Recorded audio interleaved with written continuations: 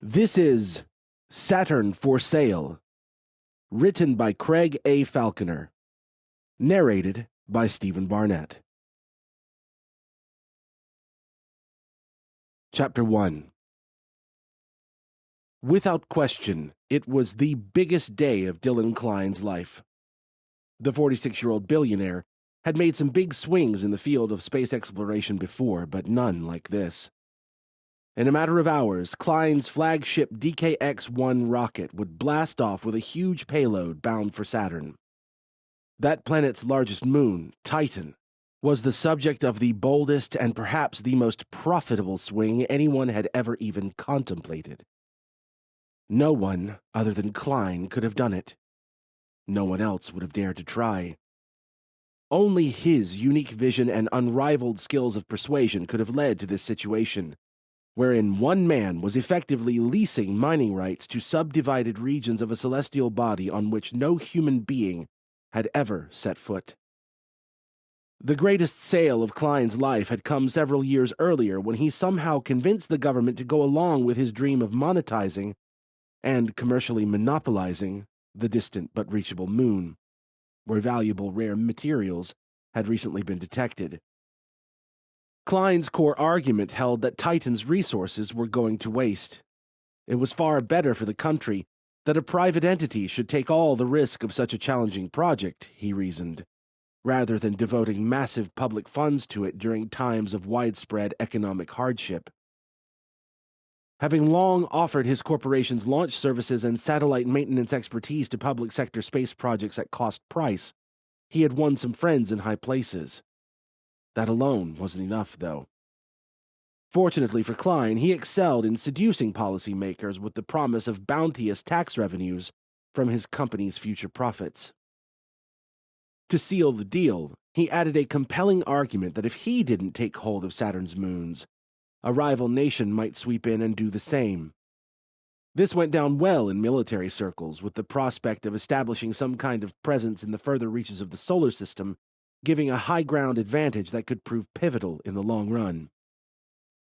Kline liked to frequently use the pun that reaching Titan was in every sense a titanic endeavor, and given the eye-watering cost of developing the rocket and spacecraft capable of reaching Saturn, let alone Kline's stranglehold on the proprietary propulsion technology that underpinned the whole project, he truly presented the only ride in town to a destination the government very much wanted to reach.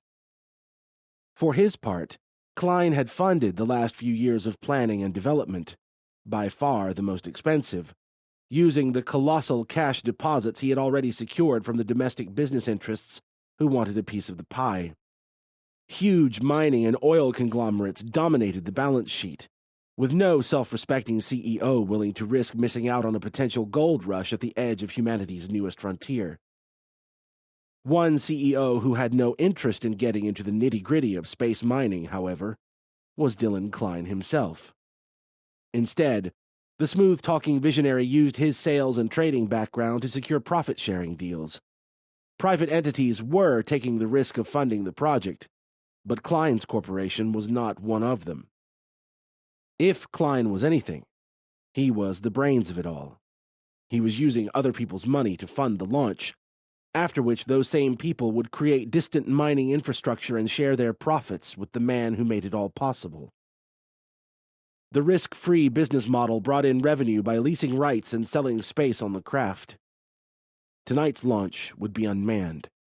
The huge craft was packed full of the crucial first equipment that would then await the brave overseers, who would quickly follow in a smaller and slower-moving craft.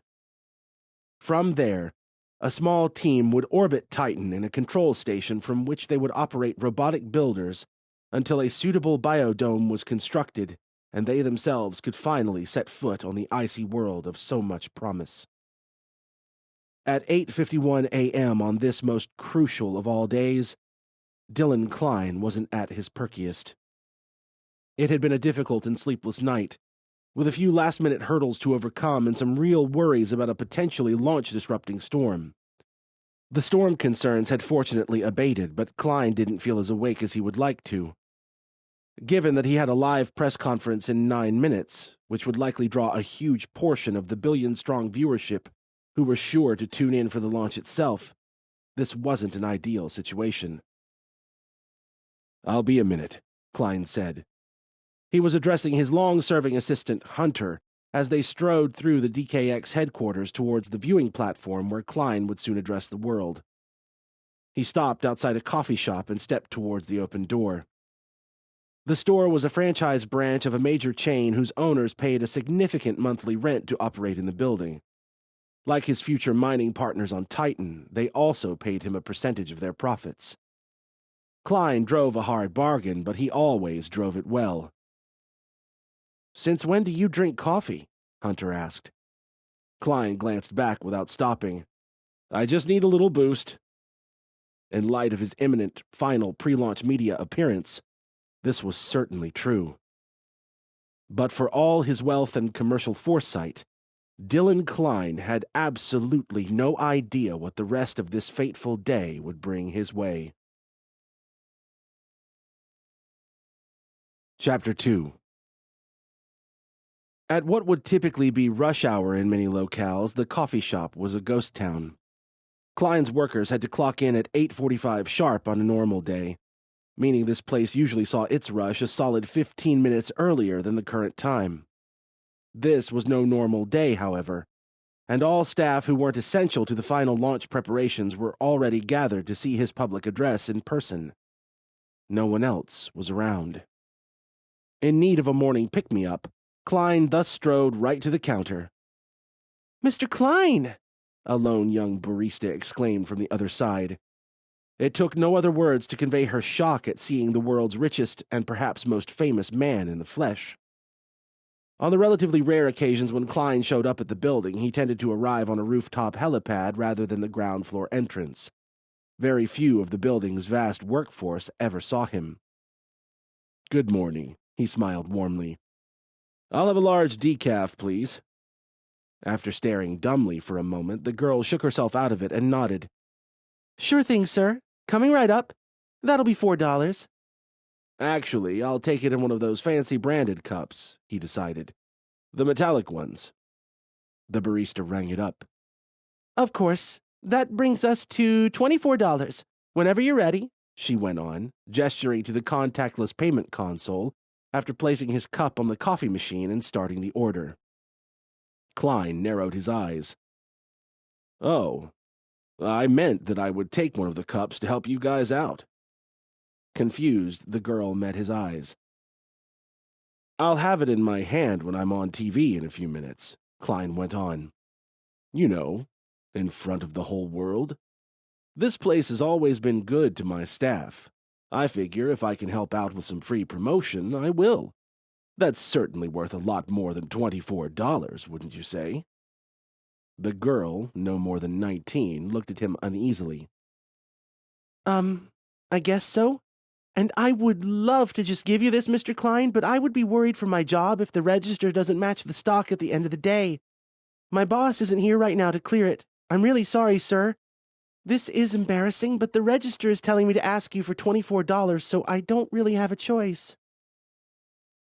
It was no exaggeration to say that Dylan Kline's business interests made many times more than $24 in profit every passing second. He certainly made far more than that in the time he had already spent talking about this.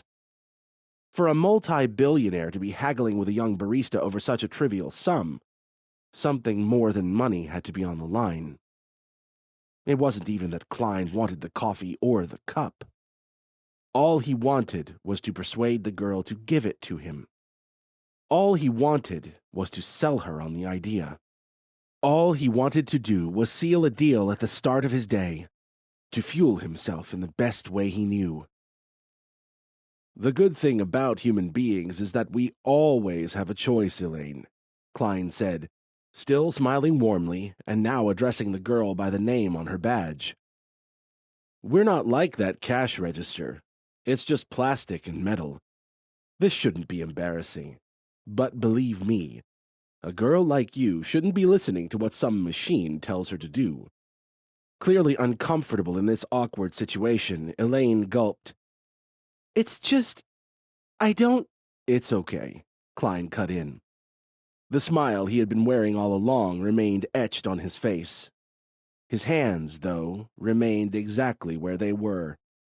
What they were decisively not doing was reaching for his wallet. He didn't want to pull any cheap tricks with a lie that he had forgotten his wallet or that his phone was out of battery. A conquest achieved through deceit was hollow, a victory without honor. Similarly, he didn't want to pull rank and tell Elaine not to worry about the coffee shop's boss, or that he owned the building and could buy and sell her boss's boss 1,000 times over. Instead, Kline wanted to earn a victory by fairly persuading Elaine to buy what he was selling. In this case, the idea of handing him a free coffee and premium cup. He wanted to rely on his skills of observation, of mirroring, of relating to an individual on whatever level it took to seal a deal. "That's a beautiful piece of jewelry," he observed, noting the golden necklace that sat in front of Elaine's collar. Its single word, dream, gave him something to go on. The necklace's visibility in the first place did too, along with her bright pink nail polish. "I always recognize a fellow dreamer," Kline went on. "And do you know what I wish someone had told me when I was your age, Elaine? That our dreams don't find us. We find them. We don't find them by worrying about small things that we don't want to happen either, like your boss somehow not approving of this great promotional opportunity. We find them by being bold and taking actions other people don't." Still, the girl hesitated. "If you want to be seen by the world, you have to shake off your concern with people's negative reactions," he said. The fact that Elaine had actively positioned her necklace on the outside of her uniform hinted to Kline that she was trying to exert some individuality in what was probably a soul-crushingly boring job. As he was well practiced in doing, he sought to use this supposition to further his attempts at persuasion. "Elaine, if you want to be seen, stop worrying about every possible negative. Pursue the positive. Always pursue the positive. Believe me, your boss will be thrilled to find out you've given me a prop like this to show off in front of so many eyeballs. Thrilled. You'll be seen in the best way." Eventually, tipped across the line by the promise of being seen, one that worked well on young women of her age, Elaine grinned. Enthused rather than relenting, she handed Kline his filled cup. "You're right," she said. "Thanks. I'll run it through the register as a promotional discount and set it to 100%. At this, Kline's eyes immediately lit up. Promotional discount. As ever, this one sale, this one victory, only whet his appetite for a follow-up.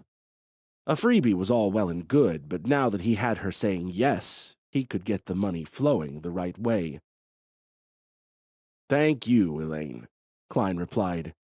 "And since one favor deserves another, I can go one better than a promotional discount.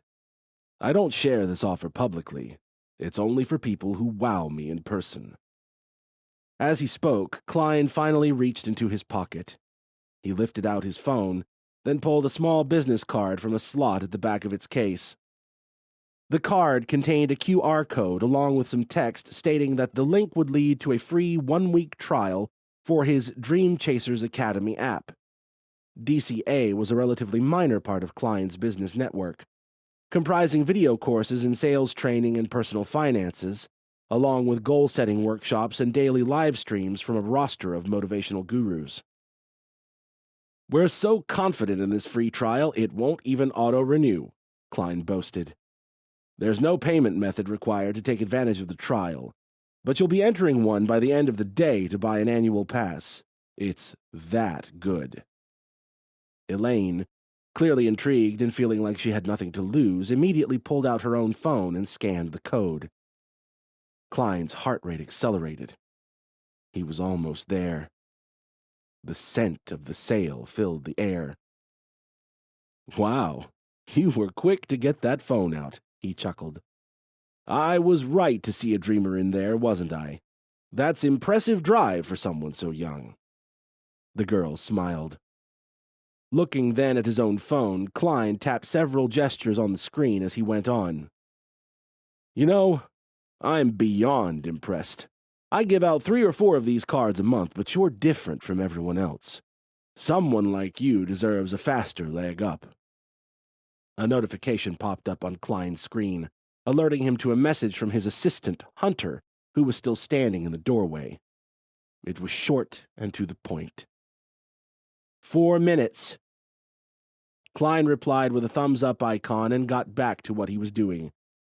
The global media briefing was only 4 minutes away, but he needed the boost of a real sale. He wanted it. He lived for it. "I'm my own boss, so I don't have to worry about getting in trouble for this," he grinned at Elaine, referencing her own earlier concern. "The only thing I'd worry about is if you were to tell anyone else that I gave you this deal, because then they would all want it. My 3-hour starter seminar is the best thing I've ever created, hands down. It's a $9.99 standalone purchase." The intrigue on Elaine's face faded slightly. Kline wasn't concerned, though. On the contrary, this was all part of the plan. "But you're not a standalone purchaser," he added with a wink, winning her back around. "Even though this seminar would be a bargain at double the price, I can create a personal link for the maximum discount our system allows. Knocking off 90% brings this down to $1, so you can see why I don't want anyone to know." Kline turned his phone around, showing Elaine the screen which now contained a new QR code above a discounted price of $1.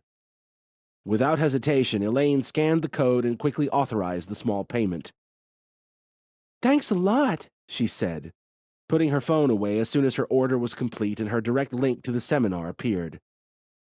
"Pleasure doing business," Kline smiled. He turned and saw the decidedly unsmiling face of Hunter, his long-serving and clearly uneasy assistant.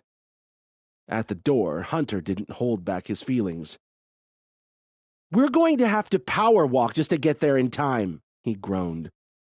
"When you're here to talk about a rocket launch, punctuality counts. You know that." Kline couldn't disagree with this and gladly upped his pace. He wouldn't be late to reach the nearby launch site observation area where he would address the media. He just wouldn't have a moment to spare. His previous moments had been very well spent, however. The coffee could have been rainwater for all he cared, let alone decaf, and the fancy cup could very well have been empty. It was a vessel for something much more important than caffeine, though, because Dylan Kline was fueled by the conquest of the sale. "What took so long, anyway?" Hunter inquired as they hurried to their destination. "First sale of the day. Always the sweetest," Kline replied with a blissful sigh. "And I wouldn't say it took that long. She was a stone-cold lead. I had to start from the ground up and get her saying yes a few times before I could push for a payment. It was a textbook close, but I had to open first." Hunter didn't say anything. He had known Kline for long enough to expect behavior like this. He was no longer particularly disturbed or impressed. While Hunter might have seen his employer's pathological need to sell and desperate hunger for the validation it provided as something close to a disease, he knew it was also the driving force behind the man's success. Kline's obsession with selling was the reason this building existed, and it was the reason Hunter was paid so handsomely for his relatively basic assistant work. Most pertinently of all, though, Kline's obsession and aptitude for selling dreams was why a rocket would soon blast off to Saturn. With the flawed genius now fueled by his drug of choice, he was ready for the crowd he could already hear on the other side of one last door. The world was waiting. The future was here. The time was now. Chapter 3. Dylan Kline stood before a large crowd of media personnel and his own staff. He was strategically positioned in front of an enormous window, which provided the closest view to the launch site and framed him perfectly against that awe-inspiring backdrop. This was as close as any of the reporters had ever gotten to the colossal rocket that would soon take off for Saturn. Even before Kline's just-on-time arrival, they had been excitedly marveling at the sight their priceless view provided. A smile filled Kline's face as he began speaking. With nothing but good news to report, it stayed the whole time. Things would have been very different if the weather hadn't been so cooperative. Kline addressed this point with a gleeful suggestion that even Mother Nature was on board with his project. Kline recognized several of the reporters in the crowd. TV networks and newspapers had sent their highest-profile staff to cover the upcoming launch and this final interview before it. Although a few of them had been openly doubtful this day would ever come, or indeed unsure that it ever should, even the most cynical were now captivated by the sight of the rocket. For once, Kline was selling nothing.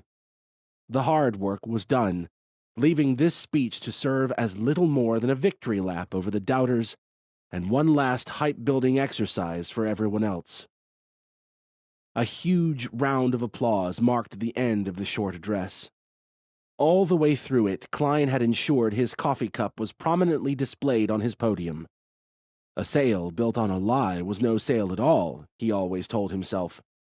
And on that point, if not every other, he was as good as his word.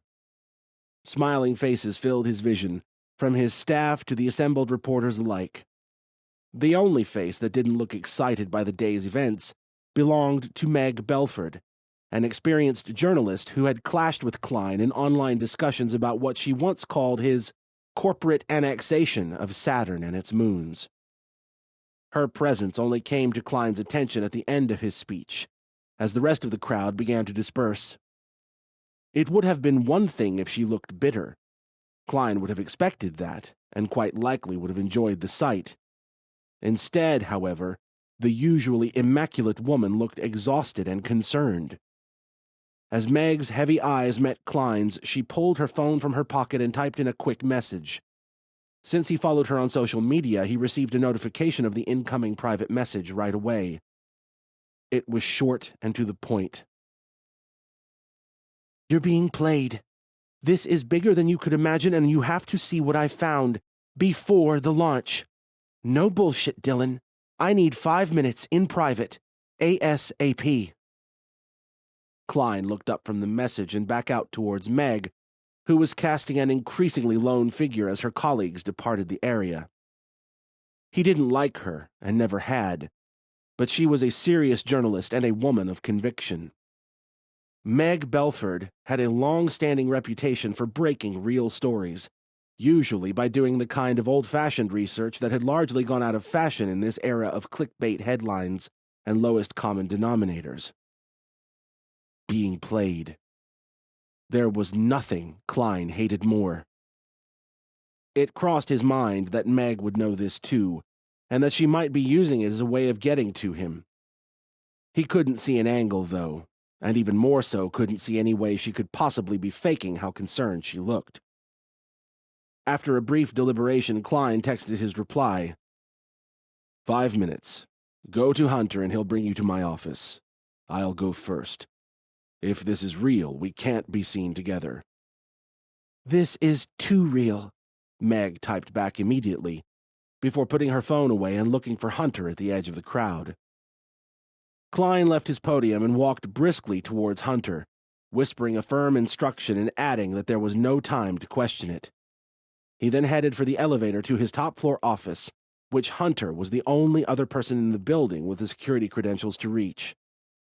As the elevator doors closed to leave Kline alone for the ascent, he caught sight of his expression on the highly reflective surface. His smile was gone. Whatever Meg had found, it clearly wasn't good. But whatever it was, he quite simply had to know. Chapter 4. From the full-length window of his top-floor, futuristically appointed office, Dylan Kline looked out at the huge DKX-1 rocket that would soon blast off from his launch site. He was keen to hear whatever Meg Belford had to say, but he was even more determined that absolutely nothing would get in the way of the long-awaited launch.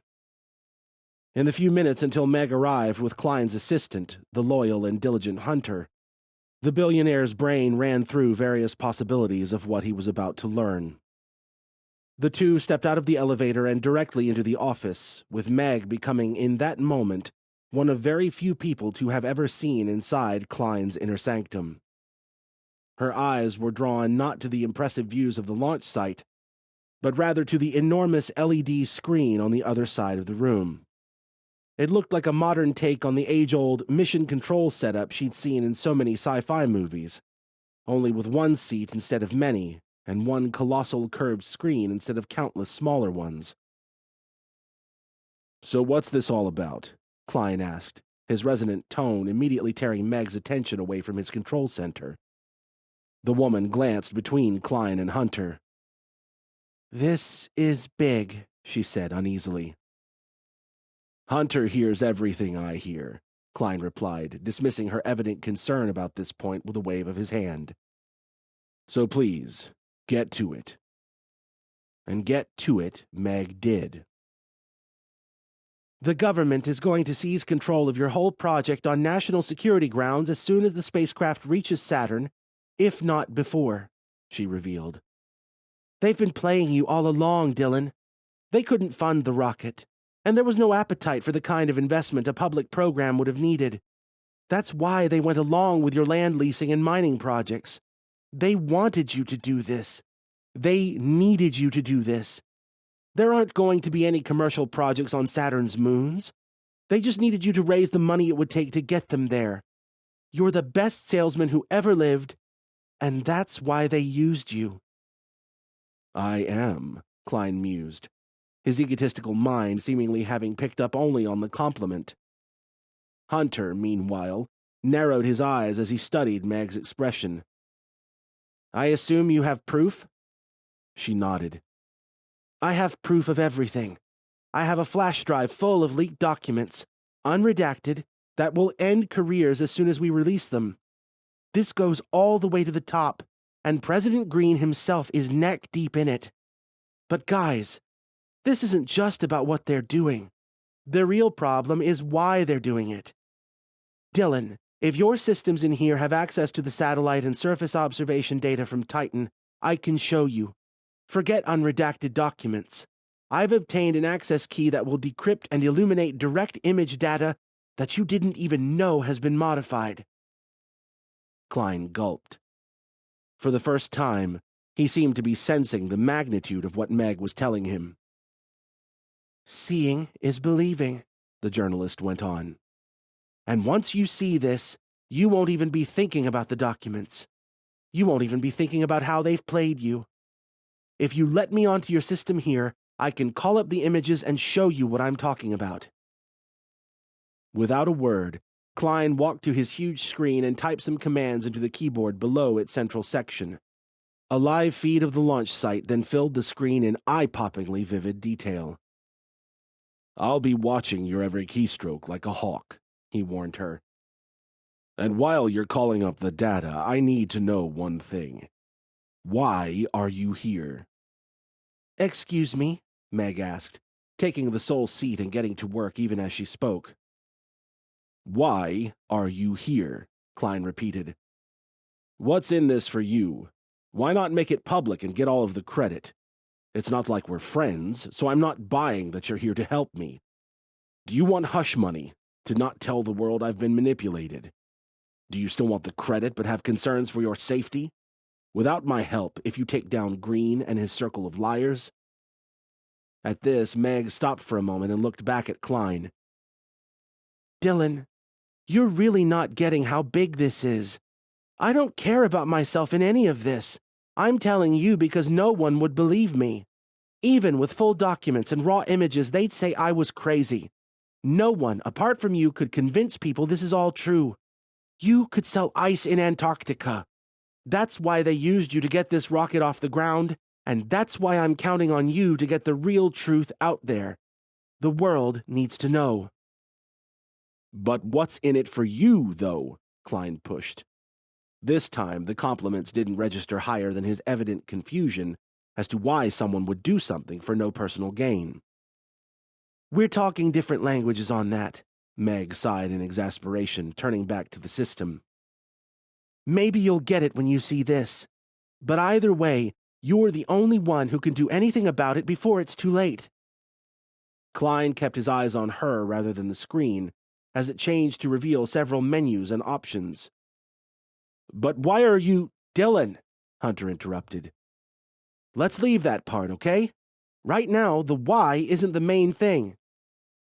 As Kline's long-serving, and some might say long-suffering, assistant, Hunter knew very well that selflessness was a language his boss didn't speak. And to his mind, the fact that Meg had come here with no personal angle wouldn't be too hard to understand if her discoveries turned out to be as earth-shattering as she was suggesting. At this, Kline took the point. I guess, he said, paying heed to Hunter in a way he rarely did to anyone else. The real question is, how the hell can there be something in the observation data we haven't already seen? How can the government know more than us? We're leagues ahead of any public technology. That's why they're using our rocket. This data comes from our probes and satellites. It doesn't make sense. How the government had discovered something of interest on Titan wasn't nearly as important in Hunter's mind as what that something was. Nevertheless, Kline's raising of the point did make him wonder. It was a very valid question. Some of the chip technology in your satellites and probes give backdoor access to the intelligence agencies, Meg explained, rapidly navigating through menus as she spoke. It's all in the documents. Impossible, Kline denied instinctively. Our systems are airtight.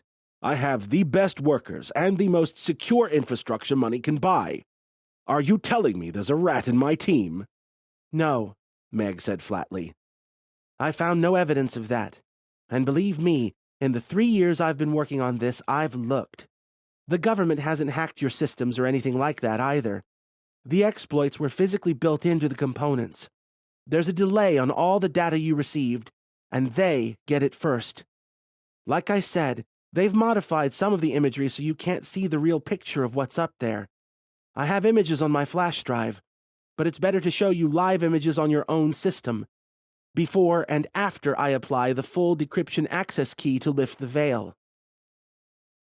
Seconds later, a live image from Kline's surface probe on Titan filled the screen.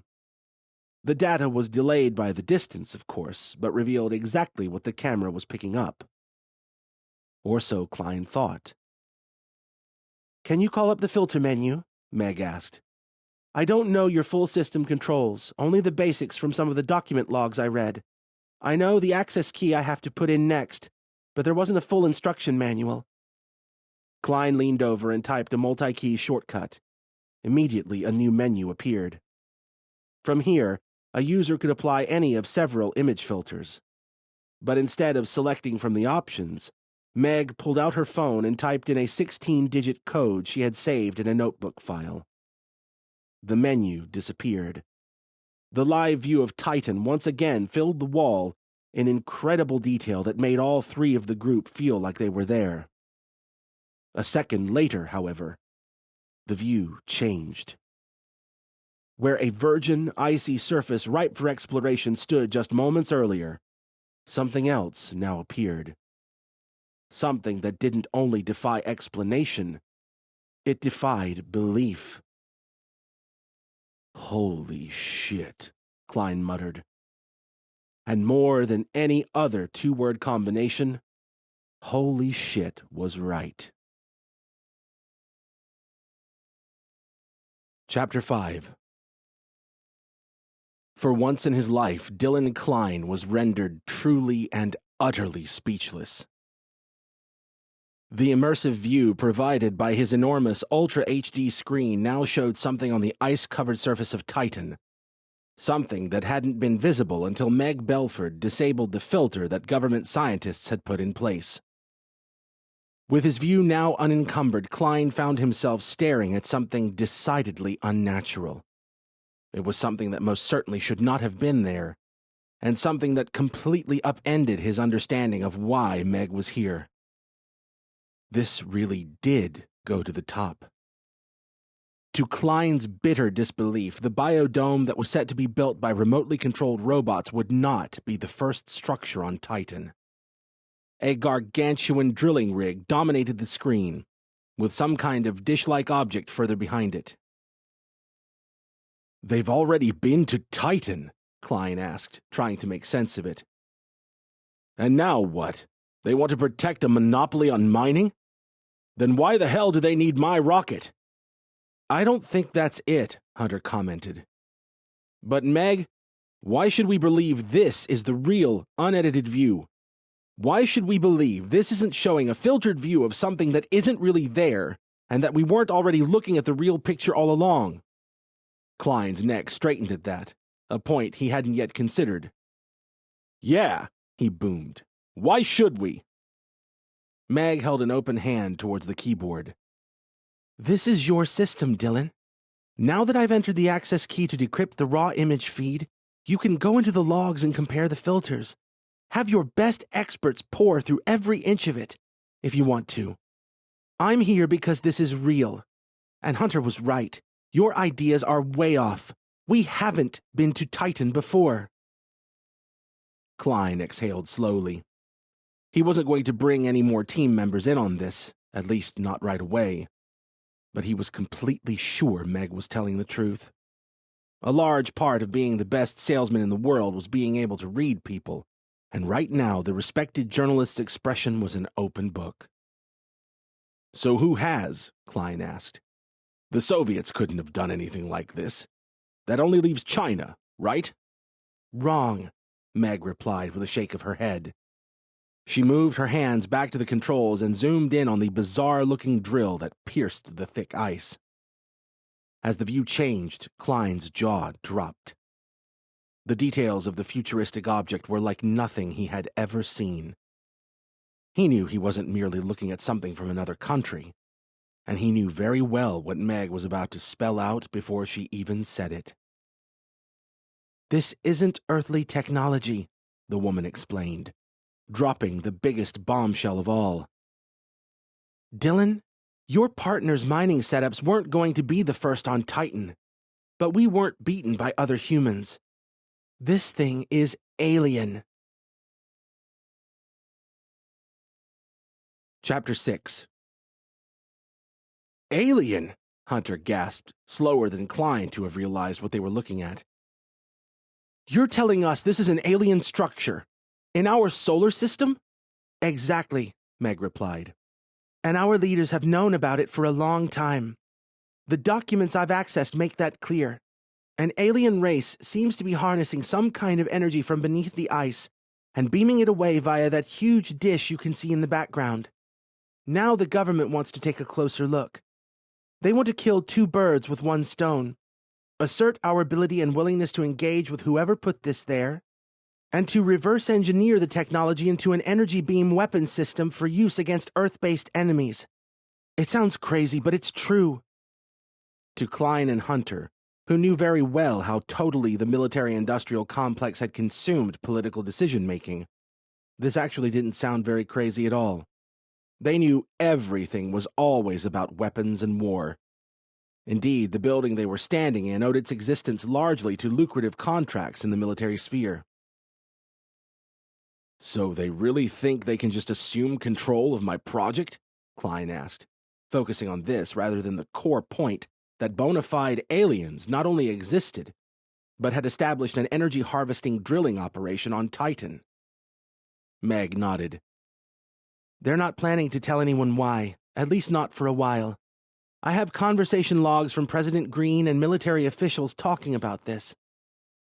Apparently, there are already laws on the books that give them the right to take control of your whole project if they declare a national security emergency. You're the only one who can stop this, Dylan. Engaging with aliens like this, in a project led by people who see bombs and bloodshed as the solution to every problem could literally doom humanity. It'll kill my business, Kline mused bitterly. If they take over the project, my investors will never see a return. There's no way I could recover from the blow to my reputation. Meg and Hunter shared a glance.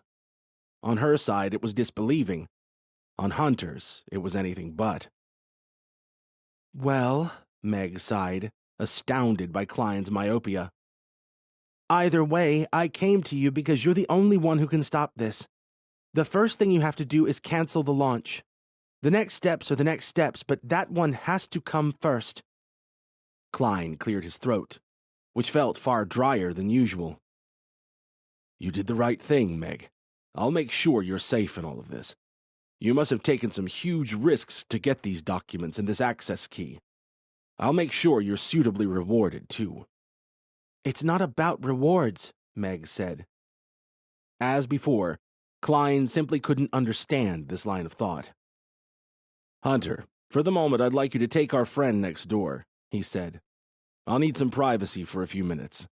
I just have to make a quick call. You can come back to hear it, of course. Be quick, though.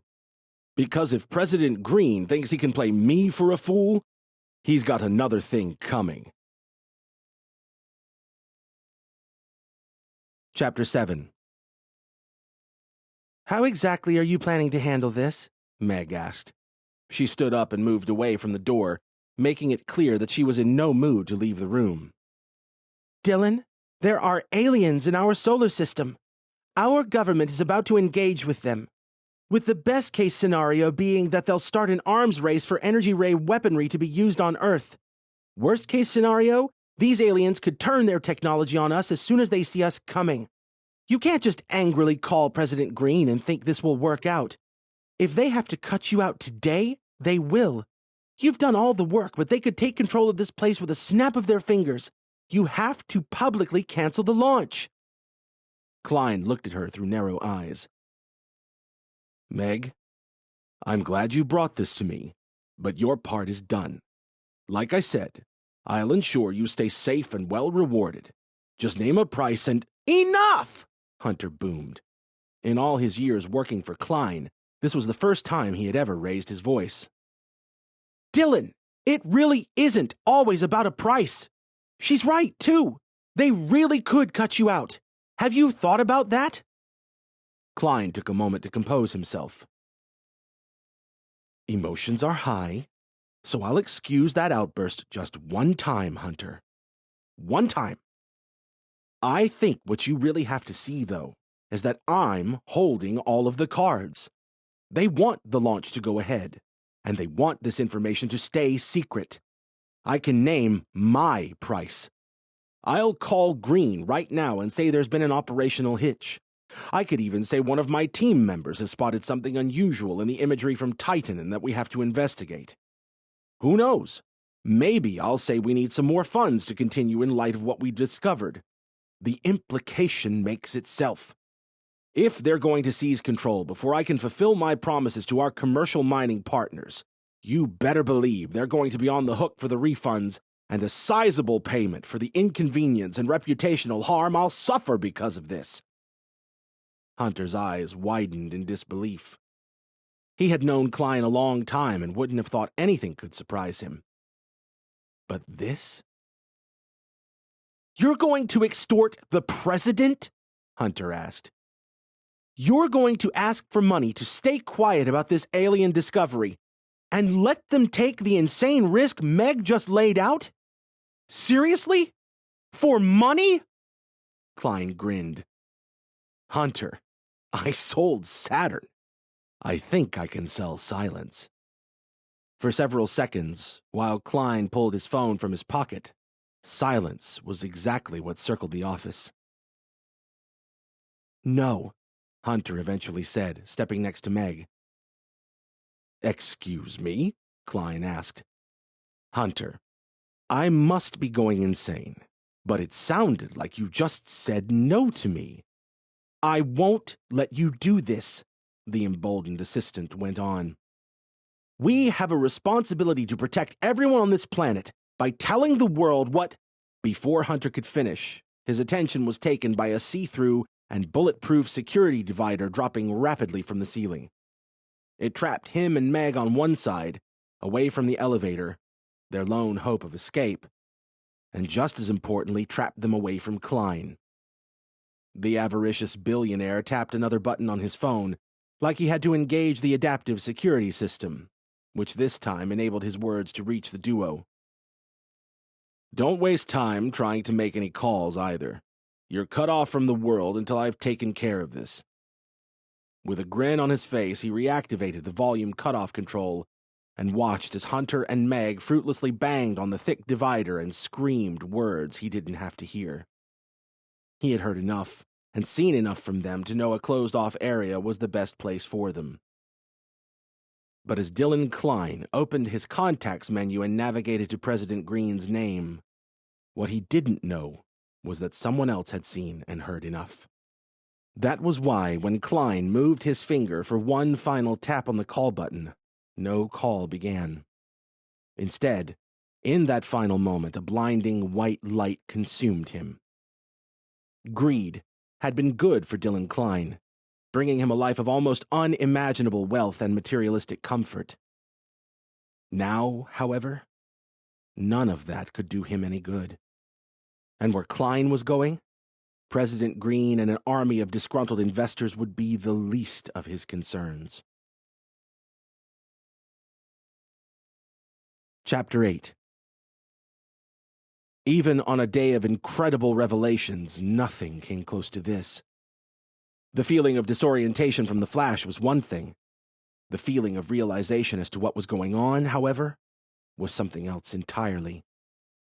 Dylan Kline was no longer standing in his office looking at an immersive view of the alien drill on Titan. Now, somehow, he was looking at that drill with his very own eyes, from the inside of a small, box-like structure on the surface of Titan itself. The space was pressurized with air he could just about breathe, albeit very uncomfortably. It was see-through on all sides and not entirely unlike the barrier he had used to contain Meg and Hunter in his office. "What the hell?" Kline croaked, struggling with the air. A voice then called out from behind him. "There's the probe," Meg gasped, pointing to the camera that had been providing their remote images. She and Hunter, having been separated from Kline by a barrier of his creation only moments earlier, were now right alongside him, in a very different kind of containment. All three now found themselves positioned between the probe and the drilling rig, which looked even more imposing and incredible from this vantage point. A moment later, though, a new sight made even this seem unremarkable. "Alien!" Hunter gasped. "Dylan! Alien!" When Kline shot his head around to look where Hunter was pointing, he saw a lone figure, at least 8 feet tall, in a tightly fitted protective suit. An alien spacesuit, he realized, for an alien being. The alien was standing extremely close to the humans, with only a slight deviation in light caused by the mysterious holding structure, revealing that there was anything between them at all. A gray face with small, cold eyes was visible through a protective helmet. As soon as the alien had their attention, it placed a large hand, gloved in the same material as its full-body suit, against the edge of the structure. "You have a choice," the being stated. All three humans felt every hair on their bodies stand up. The voice was robotic, but not in any familiar sense, and resonated powerfully within their bizarre enclosure. The aliens' race had clearly been monitoring humanity for long enough to learn the dominant language, which made some kind of sense given that they had established an operational base within easy reach of Earth. This intelligent creature either had an inherent ability to communicate in an observed language, or was using technology to facilitate instant translation. In reality, the mechanics didn't matter. "There is limited oxygen in your atmospheric capsule, and it will not replenish," the alien voice continued. It is the largest and best equipped cube I could create without more time. My hand was forced to make an intervention I did not want to make. My kind lives by the edict of non-intervention, and your actions have forced me to break from that. What do you want from us? Kline asked, the only member of the group able to speak amid the shock of it all. The air remained uncomfortable to breathe. We're alive, so you must want something. And why are you even here? What do you want on Titan? For generations, we have been utilizing this moon's energy resources for our own home world, the tall being explained. Your people have been unable to access the materials beneath this ice, which meant we were breaking no galactic edicts in doing so. Now that you are on the verge of establishing a presence here, we are prepared to leave. If your launch succeeds, we will do so. We have avoided engagement with your planet's leaders due to their conflict-driven thought processes, knowing how they would try to use our technologies. We will leave nothing they could try to turn into weaponry. So why are we here? Hunter pushed, managing to blurt out a question of his own. How is abducting us anything close to non-intervention? The alien paused for a moment before replying. That edict became impossible to maintain when your friend chose to use his new knowledge of our existence for reckless self-enrichment. He poses an unusual risk. A man of his skills can convince others of anything, especially when it is true. Your world is a dangerous place, and learning of alien life in the context of political deceit would be extremely dangerous. Any problems arising from that would ultimately be our fault, and we must avoid that. Your friend's intentions and your knowledge of them cannot go unresolved. He is unique among your kind. Even your deceitful political leaders behave predictably, in ways we can understand if not approve of. But the manifold ways he finds to pursue greed makes him a wild card we cannot overlook. Bitterly, Hunter and Meg both turned to Kline. So you brought me here to kill me, the billionaire snapped. Kline didn't know why the alien didn't just do it on Earth instead of going through all this rigmarole. Perhaps one more so-called galactic edict to cause no harm on an inhabited world, but he couldn't see any other reason for the abduction. And what about us? Hunter complained, understandably no longer as loyally deferent to Kline as he had been for so long. We were trying to stop him from making this even worse. I am aware of that, the alien insisted. No one will be killed. That is against our own ethical code as well as several galactic edicts. You all have a choice. You can return home safely before the oxygen in there runs out. Or you... Then let's go! Meg yelled in reply. Yeah, send us back! Hunter chimed in. Kline, however, was still listening for the or. His eyes locked on the alien. He didn't think he was going to like it. You say we have a choice, but it sounds more like a catch, he said. So tell me, Mr. Ethics, what is the catch? The alien looked directly at Kline. To return home, you must first give me permission to wipe all of these memories from your mind. Chapter 9. Do it, Hunter requested. We're running out of air in here. Yeah, Meg agreed. Send us home. You must first know what you are agreeing to, the alien stated, looking directly at Meg. You must volunteer with informed consent. If you agree, you will return to where you came from. You must leave the object you have with you now which contains the evidence you uncovered. All knowledge of security passwords needed to access your backups will be lost. No other areas of your memory will be affected. All recent logs from the system you were just operating will be erased. And I have already ensured that no footage being captured by any probes or satellites right now will reach Earth. Immediately, Meg took the flash drive from her pocket and dropped it on the floor of their bizarre containment cube. She had heard enough. "And me?" Hunter asked. "I'll just forget what I learned this morning? We'll all forget everything that happened?" "Correct," the alien stated plainly. It then turned to Kline. "But you." Kline stepped forward, going face to face with the suited alien. "Me what? What's the real catch?" "Your memory wipe must also correct two imbalances in your brain," the alien said. "First, it must correct the imbalance that has led you to seek self-enrichment to such a harmful extent. Second, it must correct the imbalance that both encourages and enables you to effortlessly persuade others to act for your own benefit, telling them whatever you need to say to get what you want. For the future safety of Earth and your fellow humans, I cannot, in good conscience, release you as you are.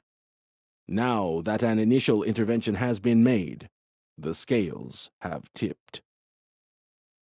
"No," Kline replied. "You can't be serious, Dylan," Hunter groaned, his voice weakening as breathing became ever more difficult. "You'll die up here." "What if we go home without him?" Meg asked, realizing there was no time to fall victim to any more of Kline's egotistical nonsense. The alien answered right away. "If he chooses not to live, I will return his body to the general vicinity of where you all were. The death will look like an accident. You and your other friend would know nothing about any of this or what immediately led to it.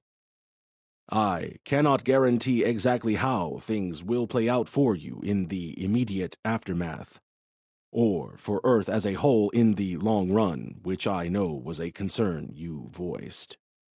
I do not know what effect this will have on the very imminent launch that has been planned. But this man simply cannot be returned as he is. If you leave now, and he chooses to return moments later, before time runs out, he will return out of sight. You will not see a mysterious apparition, and none of you will realize anything out of the ordinary has occurred. Your minds will fill in the blanks to account for those minutes in a way they deem as plausible and as harmless as possible." This was all they had to hear. "We're both in," Hunter said. "All the way in," Meg confirmed. Immediately, another flash consumed Dylan and the others. When it subsided this time, however, he remained where he was while they disappeared. "There is still time," the alien told him. "You do not have to die here." Even now that he was alone, breathing only 1/3 as much air as the trio was moments earlier, Kline knew he didn't have long left. The oxygen concentration was dropping with every breath, and from an uncomfortably low starting point was now positively painful. His mind whirred at a mile a minute.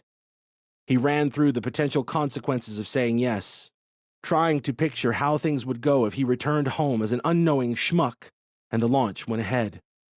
He loathed to think of the government still seizing control of the project, regardless of this alien's promise of removing every trace of its race's operational presence on Titan. It didn't ease Kline's mind that no earthly governments would be able to weaponize the alien technology. What did any of that matter when his own status was on the line? Kline simply couldn't say yes to the embarrassment and reputational ruin that could follow if his project was seized. Not when there was air in his lungs, however little, and not when another idea was in his mind. One more time, Dylan Kline saw no better way forward than to bet on himself. "I can help you," Kline said, now needing more than a small effort to choke out the words. Diving into the ultimate act of attempted persuasion, a sudden idea encouraged him to sell himself as a valuable asset. "You know I'm exceptional," he said. "That's why I'm here. But no one knows people better than I do. I can help you. I can work with you. We can make a deal. There's always scope for a deal."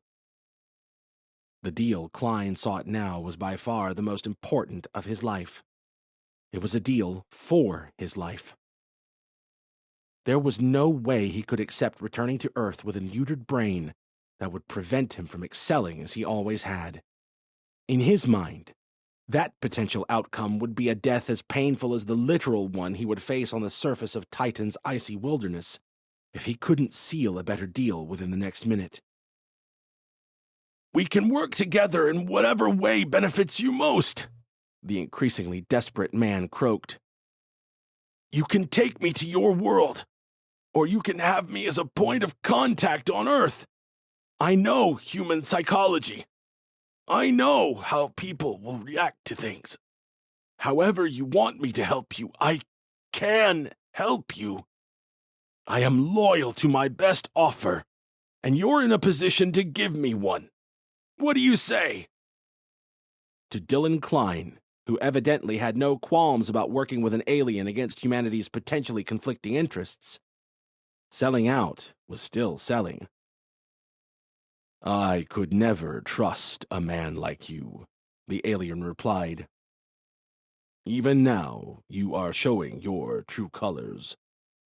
Your best idea to get out of the mess those colors have gotten you into is to show them even more. A mind as conniving as yours has no place in our world, and I cannot responsibly return it to Earth either. Your choice is clear. Accept the corrective memory wipe, or do not." Kline sucked in a shallow breath, knowing he had precious few left. "I'll cancel the launch," he said. "I'll make up a problem. You can stay here and have Titan to yourselves. Have every moon. I'll stop selling Saturn. Just don't take my skills. Leave me what I need to keep selling." "I cannot," the alien replied, clearly taking no pleasure from this. "This is your last chance. Do the right thing." With the rare stubbornness of a man so used to getting his way, Kline shook his head. "There's a deal to be made," he insisted. "There's no obstacle a good deal can't overcome." "Please," the alien said. "Say yes." Kline fell to his knees, clutching his chest. "Let me have Earth," he gasped. "I'll give you Saturn. Deal." Unfortunately for Kline, his admittedly unrivaled mastery of human psychology was of little use in dealing with an extraterrestrial being. This final attempt to reframe the situation as him giving Saturn to the alien, in a very different way than he had sold the dream of mining its moons to his earthly investors, was his last big swing. The bases were loaded. Today, however, there would be no home run. Today, he was striking out. In a cruel twist of irony for a man who had lived for the opposite reaction, One final two-word response from the alien proved to be the last thing Kline would ever hear. No deal. As Kline's body fell limp on the barren surface of a distant moon, his eyes fell closed. In the few seconds before flashing him back to Earth, a disbelieving alien looked down ruefully at the unfortunate sight of Dylan Kline, a salesman to the dying breath. Thank you for listening to Saturn For Sale, written by Craig A. Falconer, narrated by Stephen Barnett.